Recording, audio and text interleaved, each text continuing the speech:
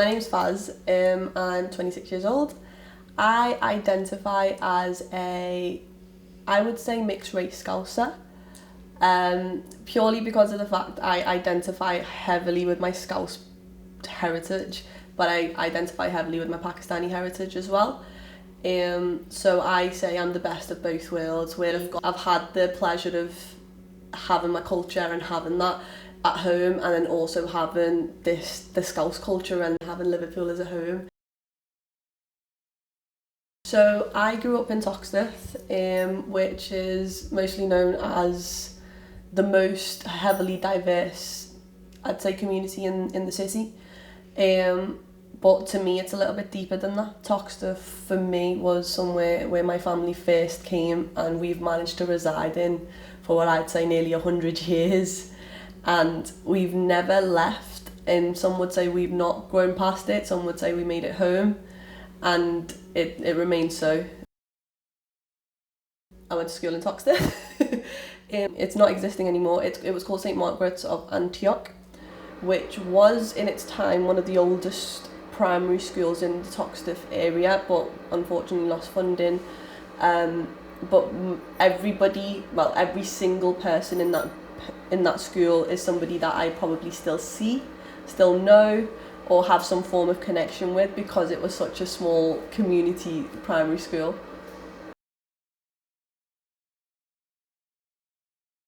I think from an early age, from when I started school, I always knew I was mixed. I was always confused at the different races I seen in my family. So when I was in the playground, I was always just attracted to everybody. I don't think I really have a specific number of specific race of friends. I think my friends genuinely are from every single race I can think of. And it was just nice because I got to experience other people's cultures. And I think I was more embracing of them because I knew I was different. I was like, oh, maybe you're different too, and we can mix that difference together and like have a great friendship in a way. So it always made me more intrigued to learn about other people's differences because I was different. So yeah, I would say I had a lot of different raced friends, but I definitely also had white friends because I feel like I also identified with them, and I feel like it made me learn more about my culture. And I'd go back and speak to my nan about it, and then she'd be like, oh yeah, my mum used to do that when I was younger. And then it'd be like, okay, so this is my culture too, but then that's also my culture. And then it was nice to just learn, because I guess at home it was very much like my family tried to push more for the Asian culture at home. I think because they knew that we had the British influence, we had the Scouse influence, and they didn't want us to lose the heritage influence, like the cultural side from Pakistan, and making sure that was embedded in us. So I think at home they did try their best.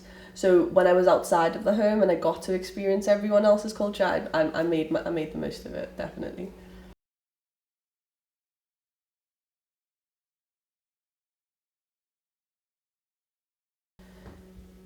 I've always said that Toxteth, the reason why it's home is because it's the community. I think when I started to step outside and mix with other communities in the city, I realised they weren't as culturally aware.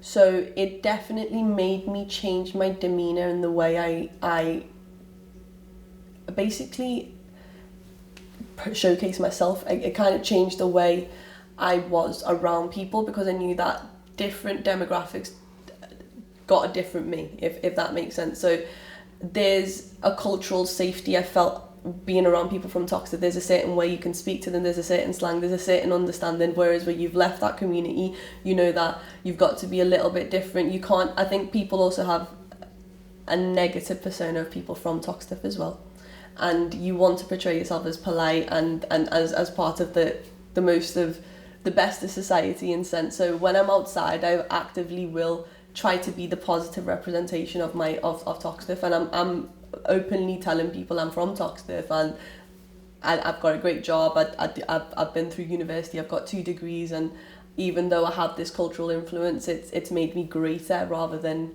not so.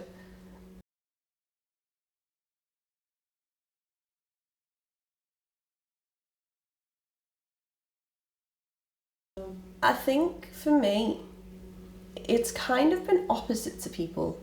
So as a woman, I think it's kind of made things better because I fitted a checkbox for people. I was coloured.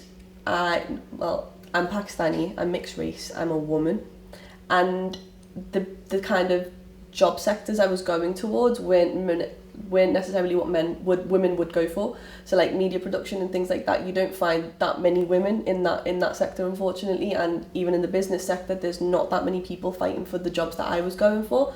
So it made me more desirable in that respect.